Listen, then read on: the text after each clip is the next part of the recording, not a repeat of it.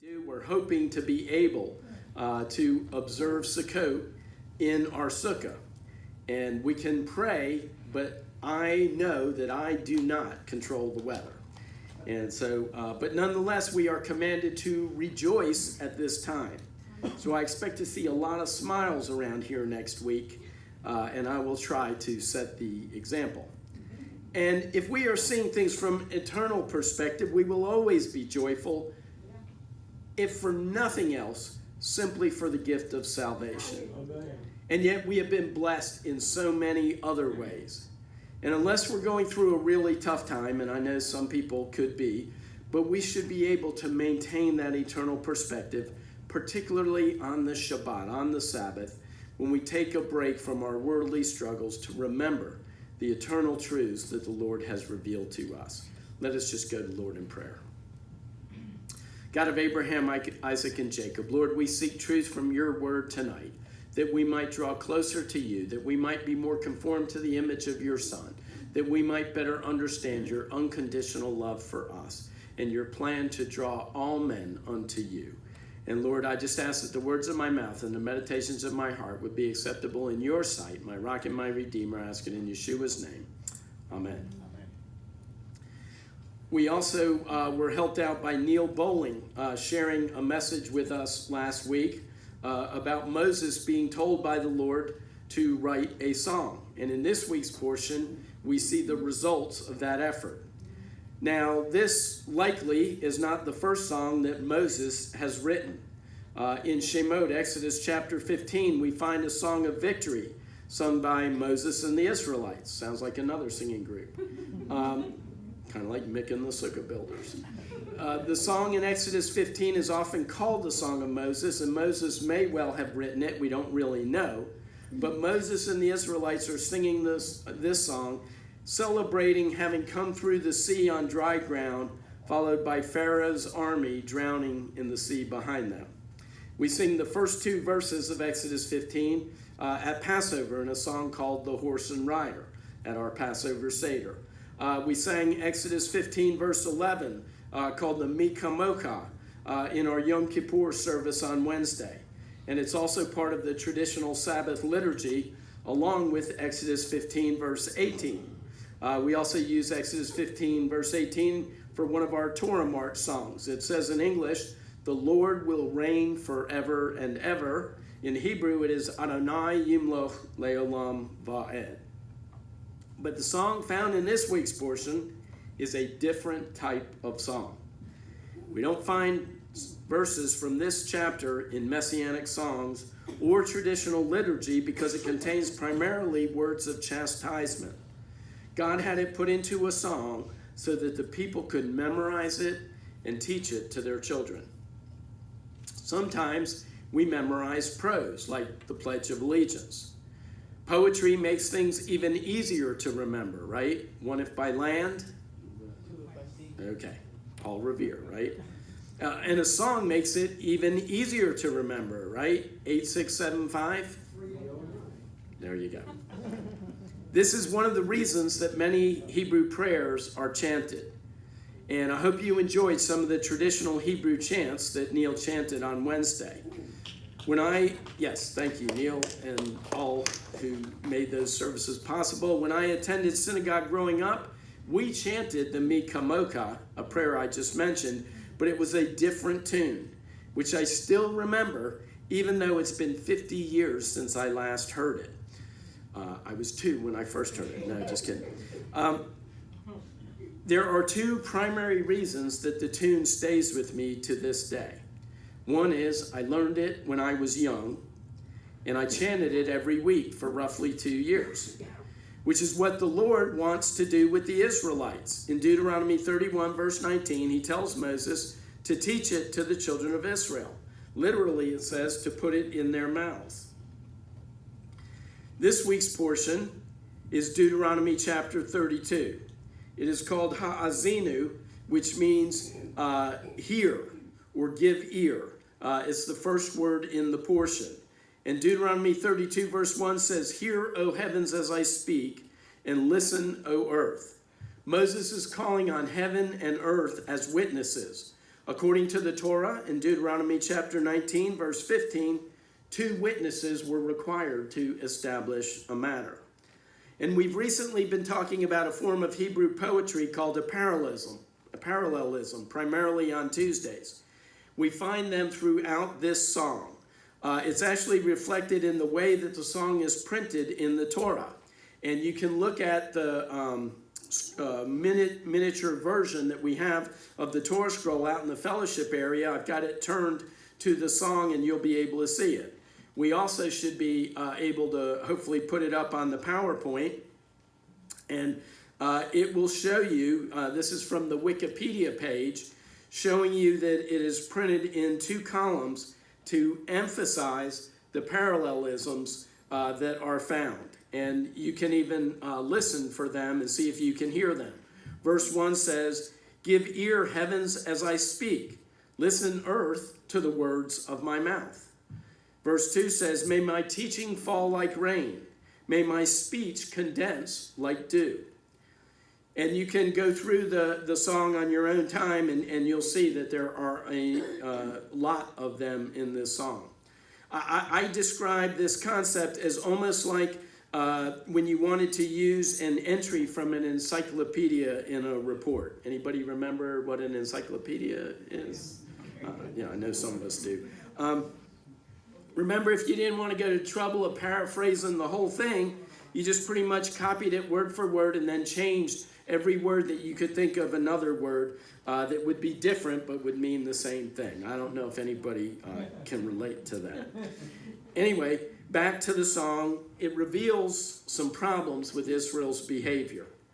First is their unfaithfulness to the Lord. According to the song, the Lord is their rock. The Hebrew word for rock is sur. So earlier we sang, Hai Hashem uvaruch suri, which means my rock. He is described in the song as a sur, as the rock. His work is perfect. He is trustworthy, righteous, and straight. And this is contrasted in a contrasting parallelism with the behavior of the Israelites, as they're described as crooked, perverted, foolish, and lacking in wisdom. They worship pagan gods. The Lord feels that they have betrayed him by repaying his goodness with their evil. The second problem is the Lord's concern that Israel's actions will reflect badly on him. Kind of like as parents, when our children act up, we feel like it's a reflection on us. Even though sometimes parents can have one child that behaves very well and another that frequently misbehaves. So likely it is not the parenting that is the issue. Sometimes children just are motivated in different ways and act in different ways. As a parent of 4 and a grandparent of 6 more, here's my take on our role with our children. We should see our children as belonging to the Lord, but having been entrusted to us. Our job is ultimately teaching them to trust in the Lord. But the process begins early on when they are trusting in us to take care of their needs. We, as parents, are to represent, as they say these days. Actually, these days it would probably be more like hashtag represent. But as I was driving in, I was realized there used to be a song called "There's a Thin Line Between Love and Hate." Well, there's also a thin line between hip and hokey. And the older you are, the more likely you are to encounter that thin line. So, but anyway, we're to represent God's unconditional love to our children. And we also have the challenge that at the same time, we're to help them to learn to respect authority by setting boundaries that are intended to protect them.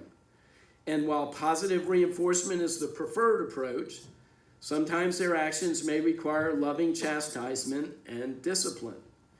The old, "this is going to hurt me more than it will hurt you," never seemed to be the case, did it?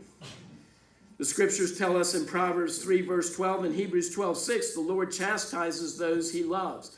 As a matter of fact, if you're listening to this description, it really it sounds like how the Lord interacts with his people. He wants to use positive reinforcement. What do we call that?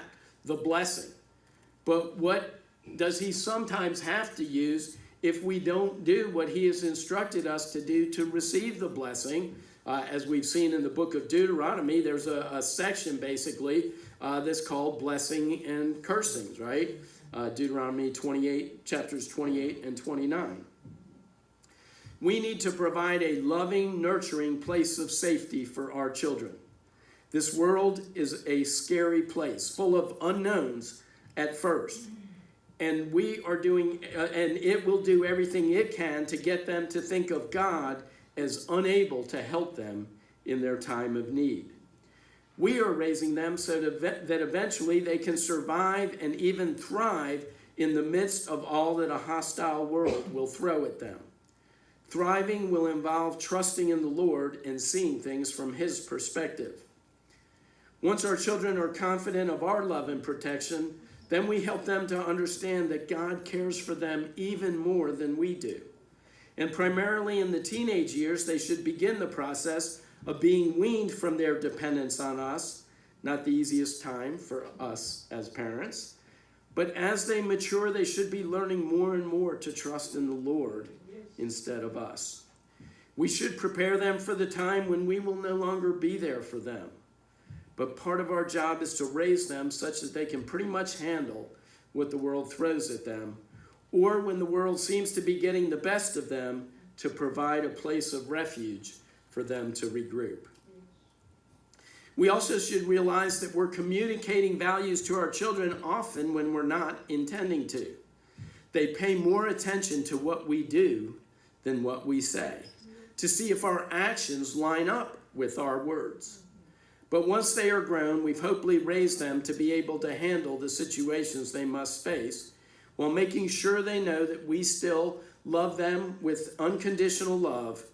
And at this time, we will use primarily positive reinforcement. The option for negative reinforcement has pretty much left us, in encouraging them whenever they step out in faith and try to work things out on their own. And as I said earlier, in many ways, this is similar to the Lord's relationship to the Jewish people as a community. He loves them unconditionally, and he wants to protect and bless them. But when they reject his ways, he disciplines them for the purpose of drawing them back to him. One big difference is that the Lord actually chose Israel to represent. Their behavior is supposed to reflect on him.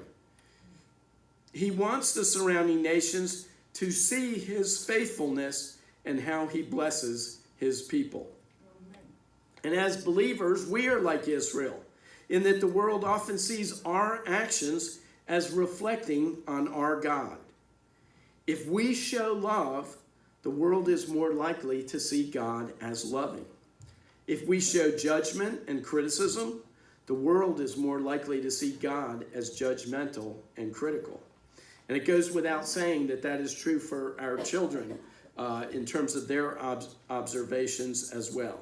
Yeshua tells us in John chapter 13, verse 35, that we are to love one another to demonstrate to this world the love of God.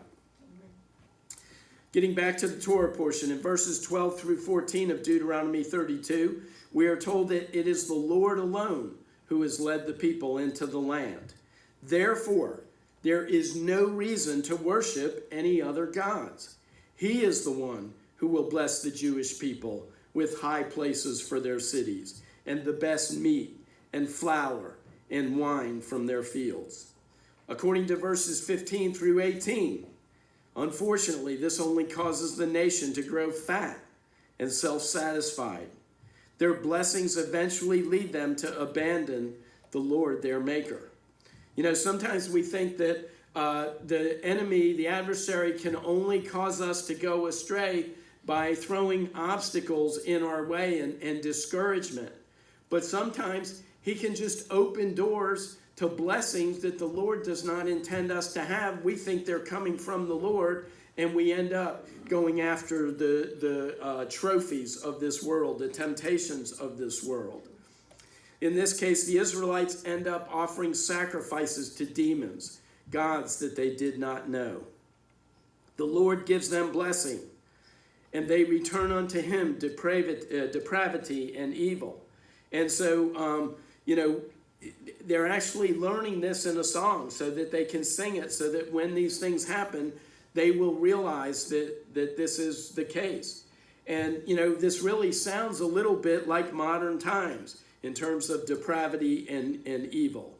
And today it seems that our Jewish people and we as well often reject God's ways, and yet we still ask him to bless what we have chosen instead. That's even true for our country as well, as we often seek the Lord's blessing and then pass laws that essentially say God should not enter into the equation in any way.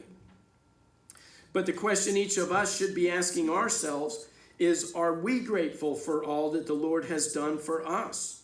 Or are we guilty of seeking after the trophies that this world offers us as a temptation? Have we become spiritually fat because we've taken in too many spiritual blessings and not given enough out? A lot of people think their walk with the Lord is to come to some sort of service once a week and let the Lord give to them and come and see what they can get out of it. And what happens if they don't get anything out of it? They say, I need to go somewhere else. I'm not getting anything out of what's happening there. And the reality is, we're not called to come and receive. We're called to give. Yeah. We're called to give in our relationships. We're called to give in our service to the Lord. And he will bless our giving, and we end up getting something out of it, but that is not to be our goal, our objective, because that is a selfish objective. That is the way the flesh thinks of things. What's in it for me? Whereas we should be saying, Lord, what would you have me to do? How can I serve you on even this night? What blessing are you going to reveal to me that I'm not even expecting? As I come open to whatever you might do, saying, not my will, but your will be done. Not my will, but his will be done. As we want what is best not only for us, but for our community and for our nation. And people who are out with their own agenda, that is not going to be the result. We have to be about his agenda. And then we will experience blessing in our lives, in our community, and even in our nation. And, the way we know that we are are essentially being selfish and looking at whether or not the service is meeting our needs is if we find ourselves complaining. Especially if we complain more than we praise. And the flesh is very quick to complain. Have any of you noticed that, or is it just me? We come with our own agenda, and the minute it is not going the way we expect it to, most of us are pretty quick to let it out. Now, there are some folks who do the opposite. They keep it all bundled up. They don't ever say anything, and it's just a volcano waiting to erupt at some point. Neither of those is the solution. In any situation you want to apply those situations to, we should be not complaining nearly as much as we do. And speaking of complaining, I have a complaint. Why does it have to be so hard to have victory in this area? Maybe instead of complaining, we should try to say something positive. Try to see things from the Lord's perspective. The minute we notice something coming out of our mouth that sounds like a complaint, if we can stop it before it comes out and say, okay, Lord, this is an opportunity for me to see blessing, to see things through spiritual eyes, and to have blessing come out of this mouth instead of something negative. But even if we're not that quick and it gets out there, then we should offer up a praise afterward. And if we try to praise before, and the complaint comes out and prays afterwards, at least we've got kind of a complaint sandwich. It's kind of covered up. It's kind of when, you stick something nasty between the bread, like peanut butter and jelly or something, I don't know. But try this, try it with a marriage, try it with a teenager or even a child. Try to always be offering praise. And then when that complaint comes out, immediate follow with praise that hopefully will cancel out some of the effect. And, maybe you'll get to a point where you notice the complaints and you get to the point where you can even stop doing it. And as our people say, give it a shot. What could it hurt? Well, they say that if they're from New York anyway. Back to the Torah portion. The Lord has a complaint in Deuteronomy 32, verse 21, and we need to take his complaint seriously. Israel has aroused God's jealousy by provoking him with a non-God. In Hebrew it says lo el. Lo, not, or no, el, God. So he says he will arouse their jealousy by provoking them with a non-people. Lo, am. I'm trying to think, does Stern translate? Let's see, their jealousy with non-people. And then in parallelism, he calls it a vile nation. First, God is aroused and provoked by the Israelites, and then he turns the tables, and he is going to arouse and provoke them. And he will do this by blessing the Gentiles and forgetting about Israel, right? Okay, Neil was ready for that one. According to replacement theology, the answer to that would be yes. And we might even draw that conclusion if we stopped reading, if the song ended right here. But as I often say, whenever we find a condemnation of the Jewish people, we just need to keep reading. The song ends on a positive note, and we'll see that in just a moment. Now, Paul, in our New Covenant portion that Linda read earlier, refers to this verse about using the Gentiles to provoke the Jews to jealousy. And I'm going to give you my take on the background of Paul's letter to the Romans so that we might understand this in context. Rav Shaul, the Apostle Paul, wants the Jewish people to understand what he failed to understand as a pre-believing Pharisee, that salvation was obtained by faith, not through keeping of the Torah. He lays that out in Romans chapter 1, verses 16 and 17. And he points out that when we say that I'm not ashamed of the gospel of Messiah, for it is the power of God unto salvation to everyone who believes, to the Jew first, and equally to the Greek is what it literally says, or also to the Greek. What he's saying is, if salvation is by faith, then it's available to the Gentiles as well, even if they don't have knowledge of the Torah. Now in Romans 10, and actually throughout the book of Romans, he now addresses the implication of that view, of that theological position. Here, the question is, okay, so if Jews and Gentiles can both come to salvation by faith, do we maintain a distinction between Jew and Gentile? And a lot of people have come to me and said, now that I'm a believer in Messiah, I'm now Jewish. And I want to say, well, Paul kind of suggests otherwise in 1 Corinthians 7, which we'll talk about in just a moment. Spiritually, yes, you are part of the commonwealth of Israel, and you share in their blessings, but your identity hasn't changed. Now, let's start with a question. In Paul's time, were the followers of Yeshua primarily Jewish or primarily Gentile? Were there more Jewish believers or Gentile believers? Jewish, okay? Even though Paul refers himself as the apostle to the Gentiles, it wasn't until Acts chapter 10 that we find the first Gentile coming to faith, Cornelius. The rest of Yeshua's followers up to that point were all Jewish. Yet Paul knew that God would fulfill Deuteronomy 32 verse 21 at some point in the future, that God would use Gentiles to provoke the Jews to jealousy for their God. And I am living proof as I came to accept Yeshua as my Messiah, because a Gentile was learning about and shared with me the Jewishness of the Messiah, the Jewishness of the New Covenant faith. But Paul also saw the calling of Jew and Gentile as different, as I just mentioned. In 1 Corinthians 7:18, he says, if you were Jewish when you were called, you're to remain Jewish. And if you were Gentile when you were called, you're to remain Gentile. And he also maintains the distinction in the next chapter, in the olive tree analogy and many other aspects of Romans chapter 11. He describes the gift and calling of the Jewish people in Romans 11:29 as irrevocable. Romans 11 makes it clear that God continues to maintain the distinction between Jew and Gentile for his purposes, though spiritually, as we talked about at the beginning of the service, we are the one new man of Ephesians 2. We are to be the one new man of Ephesians 2. We are to come together. The enmity is to be done away with through Messiah Yeshua. And by analogy, as I often point out, God has made distinctions between male and female.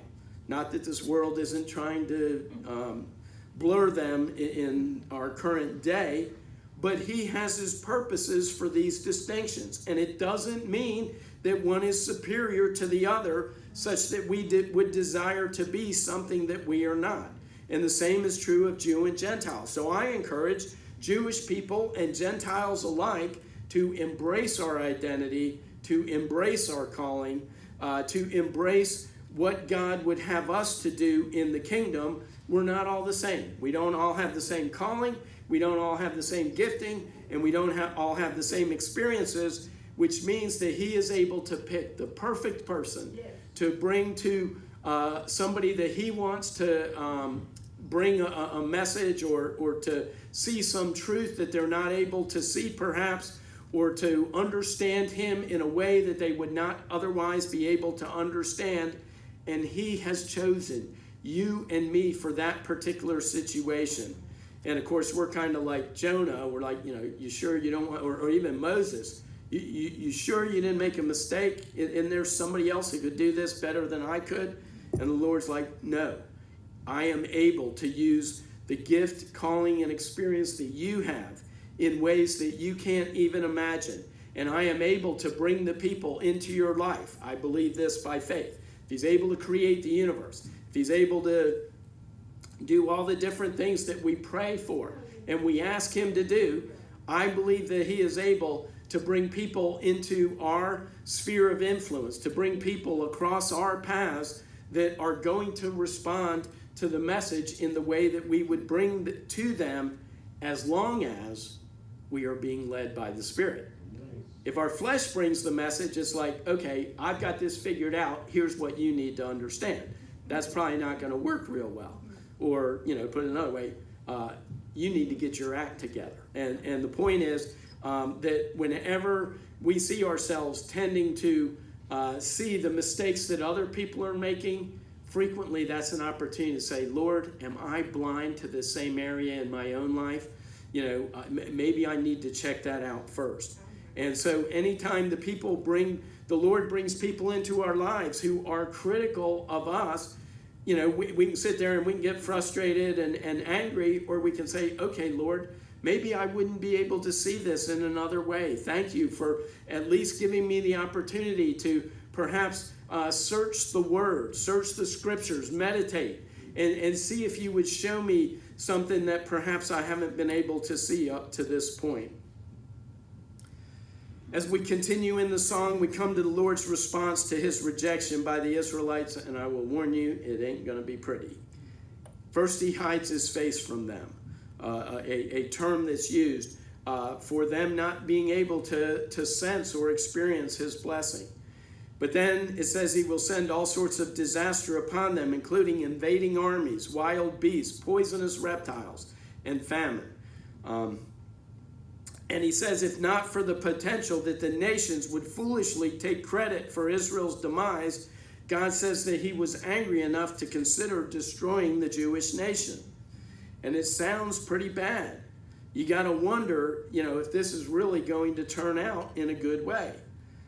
But that would mean that we need to keep reading. Because as I already said, I spoiler alert, I already told you the last line of the song. Verse 43 describes the nations of the world singing the praises of the Jewish people. Can you imagine what that is going to be like? Then he will turn his wrath towards those who had oppressed Israel, and he will atone his land, his people. And on this positive prophecy, the song concludes, almost like a complaint sandwich, right? The Lord explains how he wants to bless them. He lays out a long list of all the areas where they've gone wrong, but he always says, but my desire is to take you back and bless you because I remain faithful. Now I want to talk briefly about this week's Haftarah portion, which also consists of a song, this one written by King David in his old age. David's song is an acknowledgement of God's blessing in his life.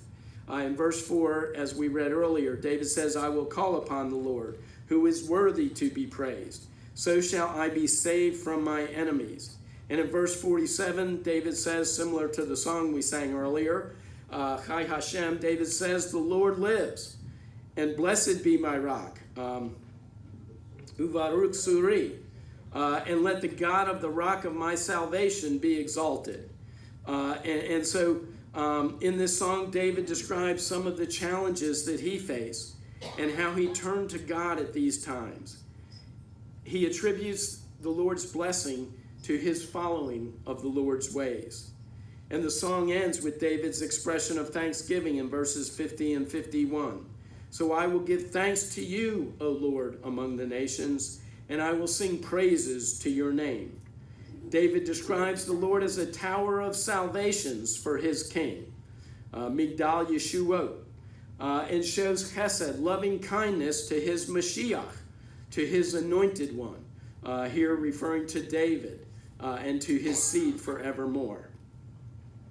Songs can help us to remember, so we want to pay attention to what songs our children might be listening to, because we want to make sure that the songs we're listening to are songs that we would want to remember.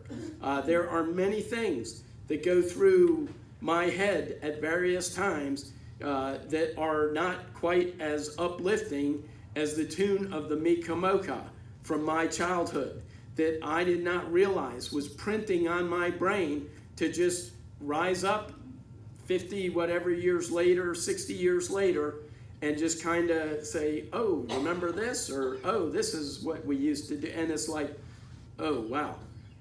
You just don't realize how much of an impact things have, both positively and negatively, in terms of impacting our children. And that's why, we can't just let them bury their head in the phone or in the iPad or on the TV screen, but we have to interact with them. And I'm not saying that it's always easy for either side, okay?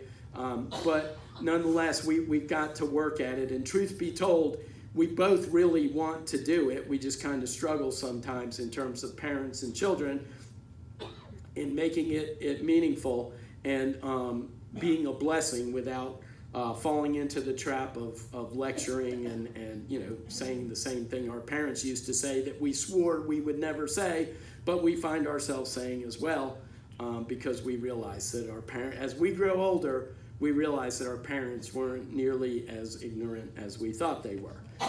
And so that's one of the good things about growing older. We find out what a blessing our parents actually were to us, even though we may not have appreciated it nearly as much when we were younger. But we want to help our children to learn songs to teach them important truths about God.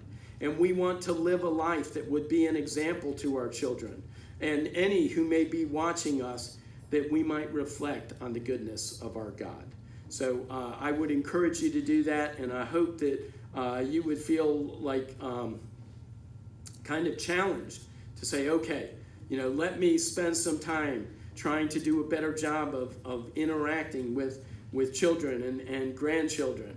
And let me do a better example of demonstrating, reflecting the goodness of the Lord. And really, let me do a better job of praising and being able to catch the criticisms.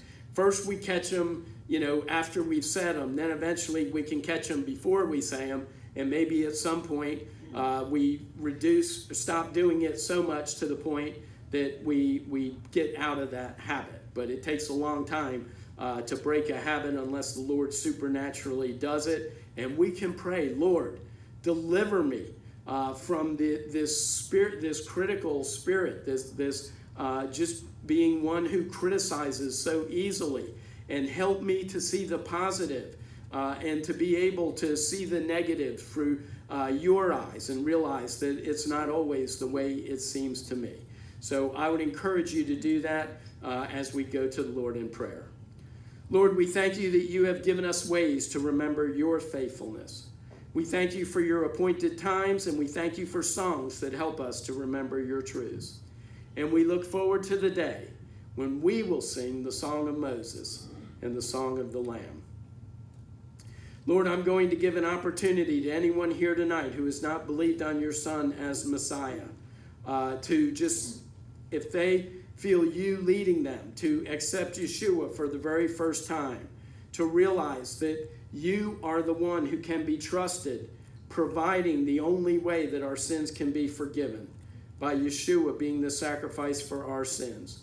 If you want to acknowledge that, all you have to do is just raise your hand and you can put it right back down. Is there anyone? We try to always give that opportunity and not take for granted that everyone has made that decision. Lord, I ask that you would help all of us here who are parents to set a godly example for our children, and help us as your children to complain less and to trust you more. Help us to better understand your love and to do a better job of reflecting that love toward one another. And help us to do a better job of representing you by loving one another as a demonstration to this world of the blessings of serving a loving God. Lord, we ask you to help us as we look inward, searching our hearts, such that if we have become fat on your blessings and we have been taking in more blessings than we have been given out, help us to be able to see your calling in our lives, a calling to serve, a calling to seek that which is truly important, so that we can see beyond the crisis of the moment, so that the squeaky wheel isn't always what gets our attention. And even if there are areas in our lives that need to be put under the control of your Spirit, Lord, we desire to do this as we desire to draw closer to you, as we desire to be vessels fit for your service, so that you might use us to impact those around us in a way that would advance your kingdom. As we thank you for all of our many blessings, as we look forward to celebrating the upcoming Feast of Sukkot, the Feast of Booths, we ask you to continue to bless our congregation, our marriages, our families, and Lord, we want to bless you in every situation as we humbly ask these things in our Messiah Yeshua's name. And everyone said, Amen.